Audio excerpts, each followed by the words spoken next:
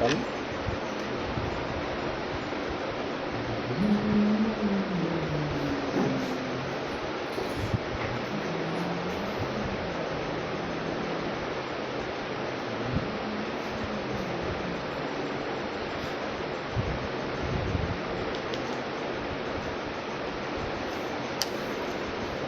ఇప్పటి వరకు మనము మలాకి గ్రంథం నుండి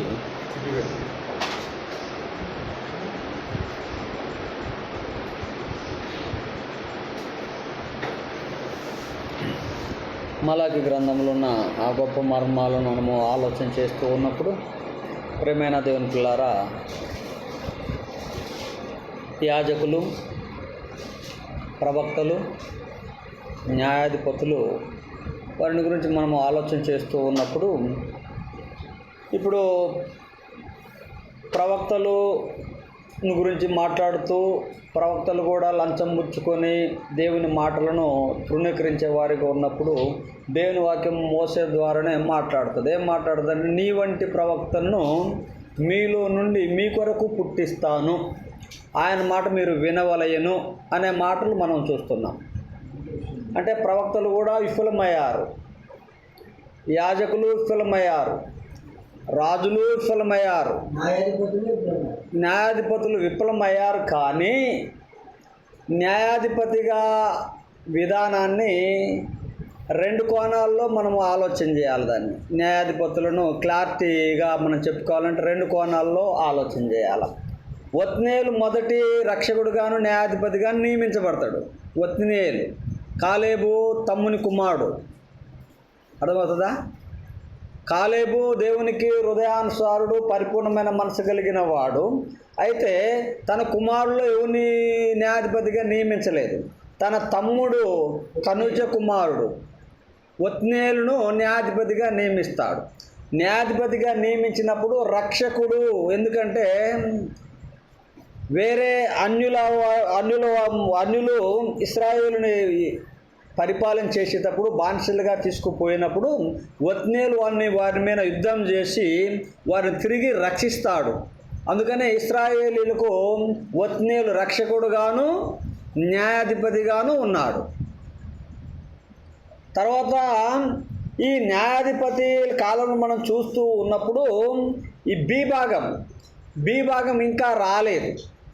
ఏ భాగం అయితే రక్షకుడుగా దేవుడు యేసు ప్రభువు లోకానికి రక్షకుడుగా వచ్చాడు. భౌతిక సంబంధమైన రక్షణను ఒత్నియేలు ఆ న్యాయాధిపతులు భౌతిక సంబంధమైన రక్షణను కల్పించారు.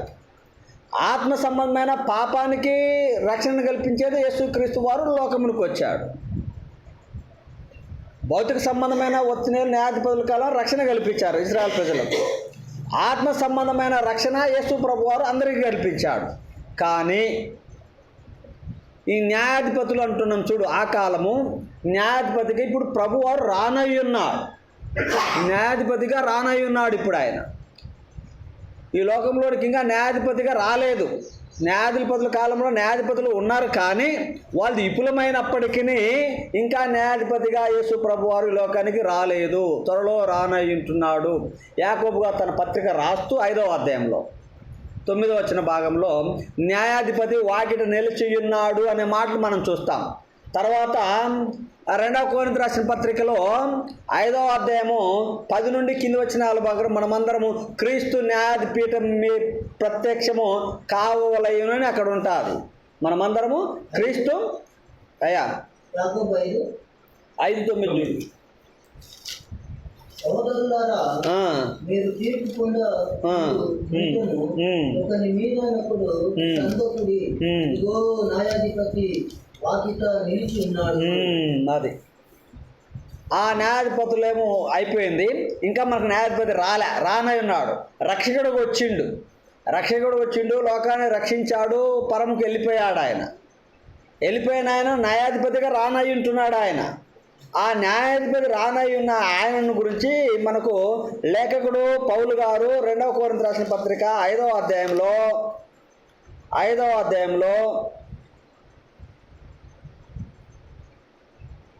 చూడండి, 5వ అధ్యాయం 10వ వచనంలో ఎందుకనగా తాను జరిగించిన క్రియలు చొప్పున అవి మంచివైనను సరే దేహముతో జరిగించిన వాటి ఫలమును ప్రతి వాడును పొందినప్పుడు మనమందరము క్రీస్తు న్యాయపీఠం ఎదుట ప్రత్యక్షము కావలేను.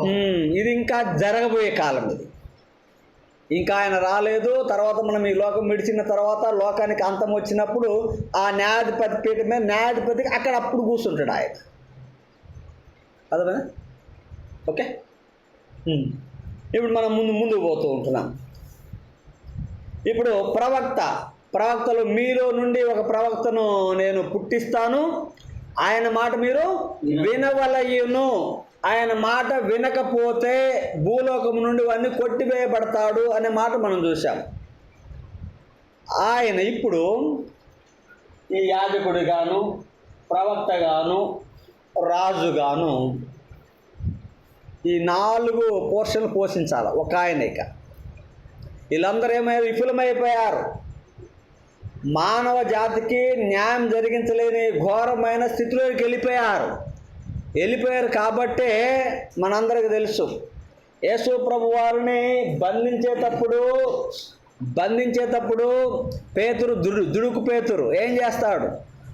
తన వరలో నుండి కత్తి తీసి చెవును ఎవరు బంటులు రాజమంత్రులు నరుకుతూ ఉన్నప్పుడు ఆయన అంటాడు, ఒకవేళ నేను ఈ లోక రాజ్యానికి కోసం నేను పోరాడాల వల్లంటే కొన్ని వ్యూహాల సైన్యం వచ్చి నాతోటి పోరాడుతుంది. నా రాజ్యము ఇహలోక సంబంధమైనది కాదు అంటాడు. లోక సంబంధమైన రాజ్యాలు మనం ఇప్పటిదాకా చూసింది. లోక సంబంధమైన రాజ్యము యేసు ప్రభు వారు వెళ్ళటానికి రాలేదు. లోక సంబంధమైన యాజకత్వం చేయడానికి యేసు ప్రభు వారు రాలేదు. లోక సంబంధమైన ప్రవక్తగా ఉండటానికి యేసు ప్రభువు రాలేదు. ఇవన్నీ భ్రష్టు పట్టయిపోయినాయి కాబట్టి ఆయన 400 సంవత్సరాలు మౌన స్థితిలోనికి తండ్రి అయిన దేవుడు వెళ్ళిపోయారు. జగత్పునాది వేయబడక మునుపు ఆయన ప్రణాళికను, ఆయన సంకల్పాలను ఉద్దేశించి ఏం చేయాలో నిశ్చయించుకుంటున్నాడో ఆ ప్రకారము ఇప్పుడు మనకు అన్ని యాజకుడు, రాజు, ప్రవక్త, న్యాయాధిపతి అన్నీ ఒక ఆయన పోషిస్తాడు. ఆయనే యేసుక్రీస్తు ప్రభుల వారు. ఆయన గురించి ఇప్పుడు మనం ఆలోచన చేద్దాం. ప్రియుల మత్తయి సువార్త 3వ అధ్యాయము. మత్తయి సువార్త 3వ అధ్యాయం.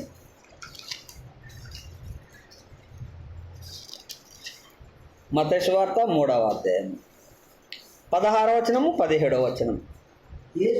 యేసు బాప్తిసం పొందిన వెంటనే నీళ్లలో నుండి ఒడ్డుకు వచ్చెను. ఇదిగో ఆకాశము తెరవబడెను. దేవుని ఆత్మ పావురం వలె దిగి తన మీదికి వచ్చుట చూచెను. ఇదిగో ఆయనే నా ప్రియ కుమారుడు, ఆనందించుచున్నానని ఒక శబ్దము ఆకాశము నుండి వచ్చెను. చాలండి.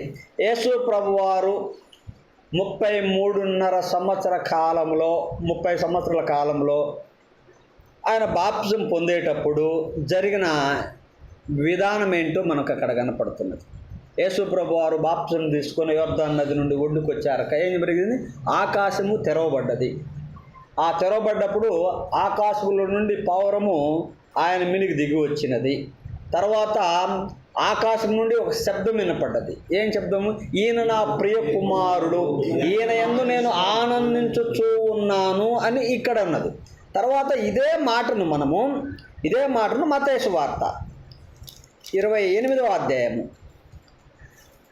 మత్తయి సువార్త 28వ అధ్యాయము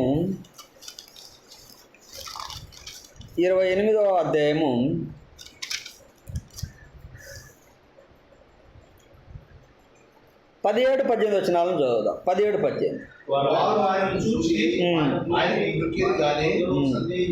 కొందరు సందేహించిరి. అయితే యేసు వారి యొద్దకు వచ్చి, పరలోకమందును భూమి మీదను నాకు సర్వాధికారము ఇవ్వబడి ఉన్నది. కాబట్టి మీరు వెళ్ళి సమస్త జనులను శిష్యులనుగా చేయుడి. తండ్రి యొక్కయు, కుమారుని యొక్కయు, పరిశుద్ధాత్మ యొక్కయు నామములోనికి వారికి బాప్తిసం ఇచ్చుచు, నేను మీకు ఏ సంగతులను ఆజ్ఞాపించుతున్నాం. అట్టి వాటిని గైకొన్న వల్లని వారికి బోధించుచు, ఇదిగో నేను యుగ సమాప్తి వరకు సదాకాలం మీతో కూడా ఉన్నానని వారితో చెప్పాను. చాలండి. ఇక్కడ మనము ఆలోచన చేస్తే సర్వాధికారం దేవుడు తన కుమారునికి ఏమిచ్చాడు? సర్వాధికారం ఇచ్చాడు. సర్వాధికారం ఇచ్చి లోకమంతటికి మీరు ప్రకటన చేయాలి. లోకంలో నా సువార్తను ప్రకటిస్తే నమ్మి బాప్తిసం పొందిన వాడు రక్షించబడతాడు, నమ్మని వానికి శిక్ష విధించబడతాది. నేను ఏ సంగతులు మీకు ఆజ్ఞాపించుతునో ఆ సంగతులన్నీ బోధించాలా. నేను ఆజ్ఞాపించిన సంగతులనే మీరు బోధించాలా అనే లేఖనాన్ని మనము చూస్తూ ఉంటున్నాం ప్రియులారా.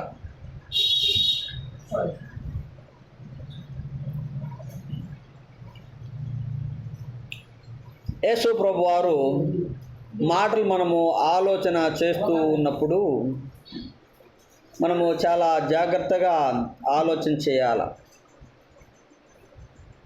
యేసు ప్రభు వారు యాజకుడిగా ఉండవలసిన అర్హతలను చూస్తున్నాం.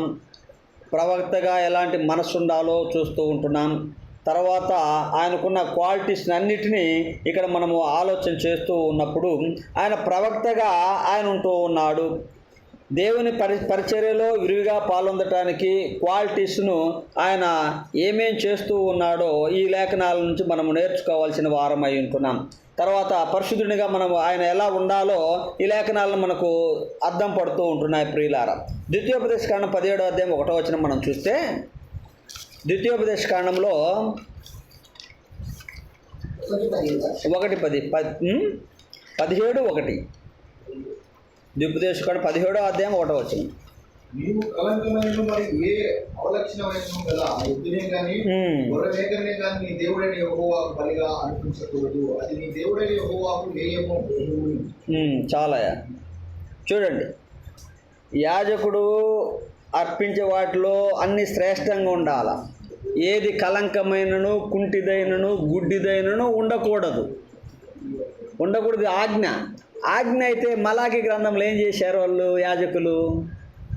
ఏం చేశారు చూడండి. ఆడ మలాకి గ్రంథంలో ఏం చేశారు యాజకులు?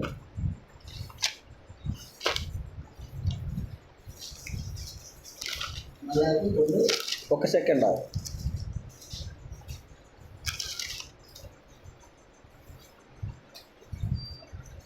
చూడండి, మొదటి అధ్యాయంలో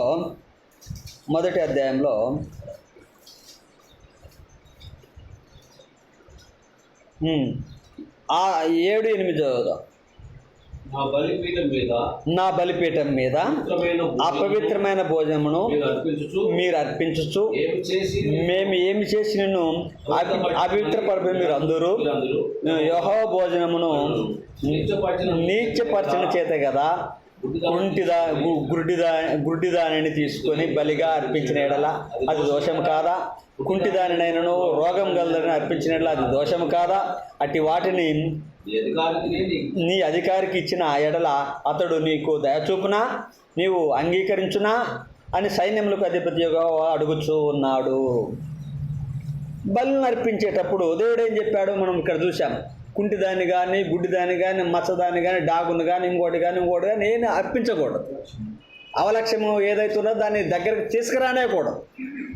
తీసుకురాకూడదు అంటే ఇక్కడ ఏమిచ్చి నీ బలిపీఠను మేము అపవిత్రపరిచినాము నువ్వు అంటావు అన్నప్పుడు చెబుతూ ఉన్నాడు. క్వశ్చన్, చేసేది ఎదవ పని అడ్డుగా మాట్లాడు. ఆరాధన ఆయన చెప్పినట్టు మనం చేయాలా? అది కాకుండా మన ఇష్టం వచ్చినట్టు మనం మనుషులు కల్పించే పద్ధతులు మనం చేసి నేను బాగా చేసినా కదా, ఇంతకంటే బాగా చేసేది ఏంది?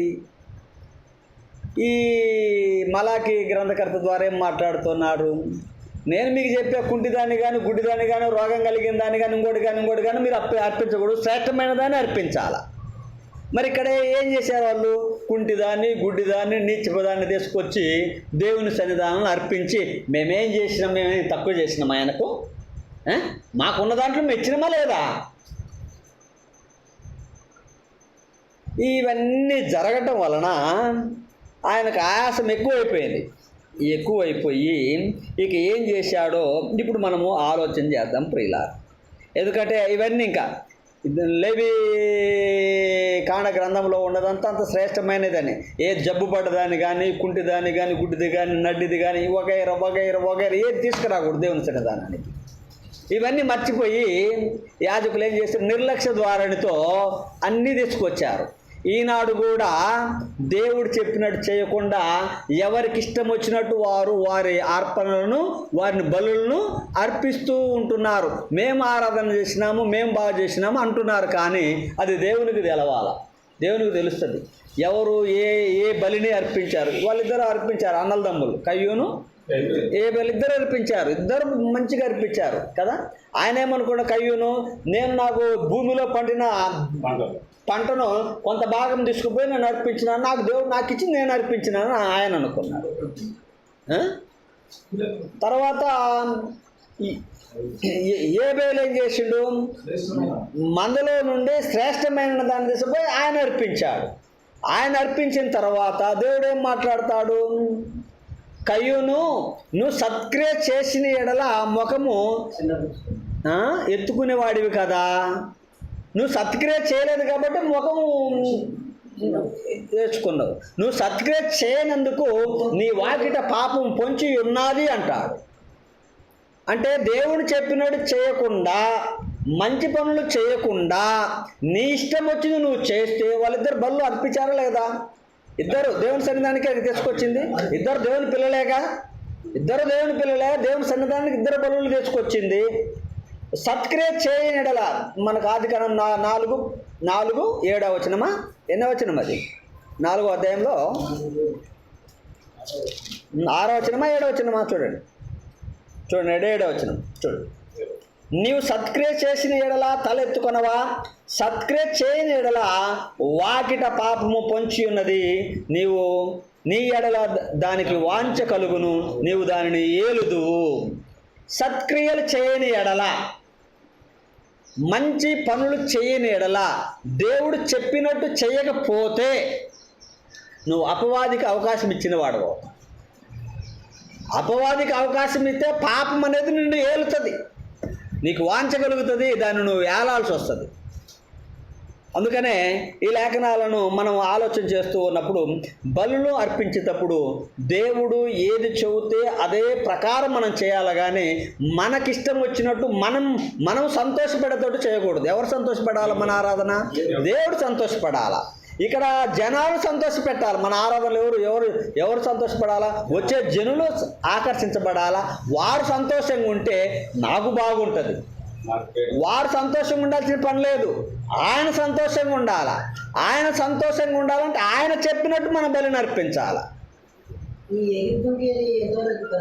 అందుకనే వస్తుంది ఇంకో దగ్గరకు వచ్చినాం చూడండి. ఆ విధంగా మనం ఆలోచన చేస్తూ ఉన్నప్పుడు ఇప్పుడు ఏం జరుగుతుందో చూద్దాం. ఎబ్రీ గ్రంథకర్త రాస్తూ ఏం మాట్లాడతాడంటే, ఎబ్రీలకు రాసిన పత్రికలో ఇవి కొంచెం జాగ్రత్తగా ఆలకించండి, హృదయంలోనికి తీసుకోనండి. 7వ అధ్యాయము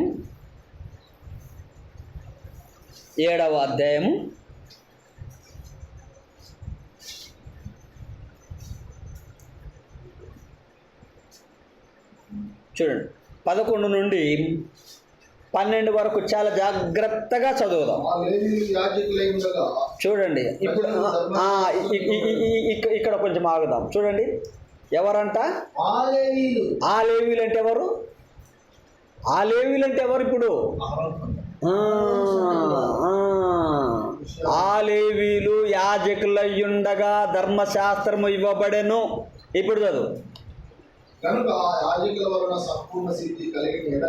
చూడండి, చాలా జాగ్రత్త చదవాలయా. చూడండి, అహరోను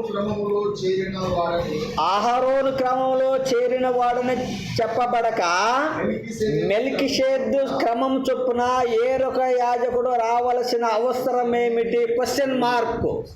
ఇది క్వశ్చన్ మార్క్. చాలా జాగ్రత్తగా ఆలోచన చేయాలి ఇప్పటి నుంచి. ఇప్పటిదాకా బుర్రకథ చెప్పా, ఇది బుర్రకథ కాదు. ఇక ఎదగొడుతున్న దీన్ని. ఇప్పటిదాకా నిద్రపోయి ఉంటారు. కానీ చూడండి, యాజకులు మనం చెప్పుకున్నాం ఆరోను సంతతి క్రమం ప్రకారమే రావాలా, వారు ధర్మశాస్త్రం ఉన్నది ఉన్నట్టుగా బోధించాలా. ఉన్నది ఉన్నట్టుగా బోధిస్తే వేరొక యాజకుడు రావాల్సిన అవసరం ఏంటి? క్వశ్చన్. అంటే ఆరోను సంతతిలో నుండి వచ్చిన యాజకులందరూ కూడా భ్రష్టులయ్యారు.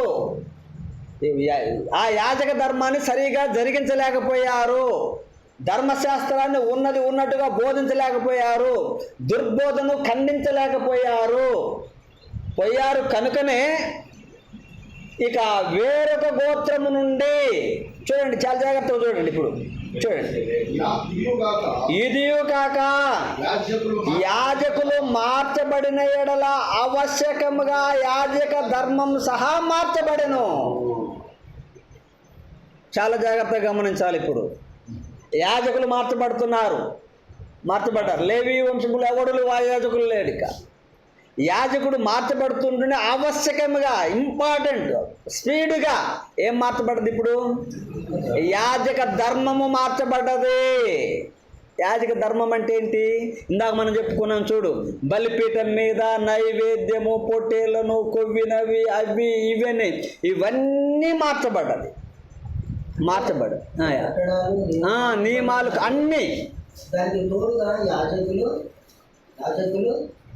రాజులు, న్యాయాధిపతులు వీళ్ళన్నీ కొట్టేవాడు. ఇవన్నీ ఆయనే. అక్కడికి రాలే, యాజకత్వం మార్చబడ్డది. ఇంకా యాజకుడు ప్రవేశ కాలేదు. వేరొక గోత్రం నుండి యాజకుడు వస్తున్నాడు. విను వారు నిర్లక్ష్యం అని చెప్పుకున్నాం. వారి నిర్లక్ష్యం వల్ల వేరొక యాజకుడు రాబోతున్నాడు. ఏ క్రమంలో రాబోతున్నాడు అంటే మెల్కీషెదెకు క్రమం చొప్పున రాబడుతున్నాడు. ఈ మెల్కీషెదెకు మనకు ఆదికాండ గ్రంథంలో కనపడతాడు. ఆదికాండ గ్రంథం 14వ అధ్యాయమా చూడండి. మాటలు కాదు, వాక్యంలోకే పోదాం.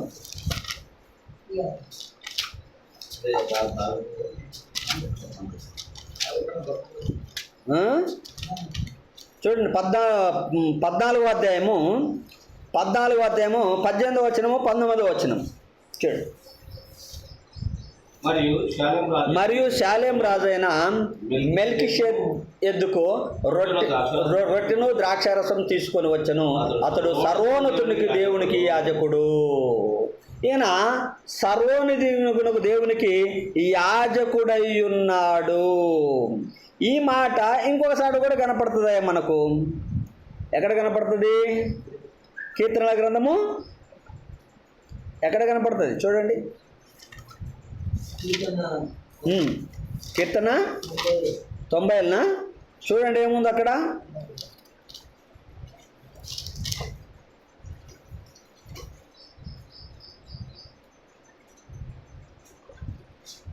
చూడండి, 110 కీర్తన 110 4వ వచన భాగంలో కనపడతాడు. మెల్కీషెదెకు క్రమం చొప్పున నీవు నిరంతరము యాజకుడు ఉన్నాడని యెహోవా ప్రమాణము చేసి ఉన్నాడు. ఆయన మాట తప్పని వాడు. ప్రభువు నీ కుడిపార్శ్వమున నుండి. చాలండి, చూడండి. ఇప్పుడు ఆలోచన చేద్దాం. 114 ఎట్టయా? మీరు కూడా క్వశ్చన్లు అడిగితే ఎట్టా? చూడండి, ఇప్పుడు మనం ఏప్రిల్ రాసిన పత్రిక పోతున్నాం. ఏప్రిల్ రాసిన పత్రిక 7వ అధ్యాయము. ఏప్రిల్ రాసిన పత్రిక 7వ అధ్యాయము 11 నుండి ఇప్పుడు 12 చదువుతున్నాం. ఇది కాక క్రమం చొప్పున అయిపోయింది. మెల్కీషెదెకు క్రమం చొప్పున ఏరొక యాజకుడు అనేది మనము మెల్కీషెదెకు ఎక్కడెక్కడ కనపడతాడో మనం చూసాం. ఆదికాండం 14:15 కనపడతాడు. తర్వాత కీర్తన గ్రంథం 114 కనపడతాడు. తర్వాత అదే మాటను పౌలు గారు ఏప్రిల్ పత్రిక రాస్తూ అదే క్రమం ప్రకారము ఇంకొక ఆయన వచ్చే విధానం మనకు 11లో కనపడతాడు. 11లో కనపడి 12 ఏం మాట? ఇది కాక యాజకులు మార్చబడిన ఎడల ఆవశ్యకంగా యాజక ధర్మము మార్చబడును. ఎవని గురించి ఈ సంగతులు రాయబడినో ఆయన వేరొక గోత్రములో పుట్టెను. ఆ గోత్రములోని వాడెవడును బలిపీఠం వద్ద పరిచర్య చేయలేదు. వేరొక గోత్రం నుండి వచ్చేవారు ఎప్పుడూ కూడా బలులను తీసుకొచ్చాడా దగ్గరికి ఇచ్చారే కానీ వాడు బలిపీఠం మీదకి పోయి అర్పణను చేయలేదు. ఆ అర్పణ చేయకుండా ఉన్న ఆ వంశములో నుండే యాజకుడు రానయ్యి ఉంటున్నాడు. ఆ యాజకుడు ఎవరు అనేది ఆ కింది భాగం చదువుతూ మనకు అర్థమవుతుంది. చూడండి, ఎవరి గూర్చి సంగతులు ఎవరిని గూర్చి అక్కడ అంత దూరం వచ్చినమా? 13 కదా మనం 13 చదువుతాం. ఎవని గూర్చి ఈ సంగతులు చెప్పబడినవో ఆయన వేరొక గోత్రములు పుట్టెను. ఆ గోత్రములోని వాడెవడను బలిపీఠం వద్ద పరిచర్య చేయలేదు. ఆయన ప్రభు యూదా సంతానమందు జన్మించిన మాట స్పష్టమే. ఆ గోత్రములో యాజకులను గూర్చిన మోస ఏమీ చెప్పలేదు. మరియు శరీరానుసారమైన నెరవేర్పబడును ఆజ్ఞలు గల ధర్మశాస్త్రం బట్టి గాక నాశనం లేని జీవమునకున్న శక్తిని బట్టి నియమించబడి మెల్కీషెదెకు పోలుకు చొప్పున ఏరొక యాజకుడు వచ్చి ఉన్నాడు. కావున మేము చెప్పిన సంగతి మరింత నిశ్చలమై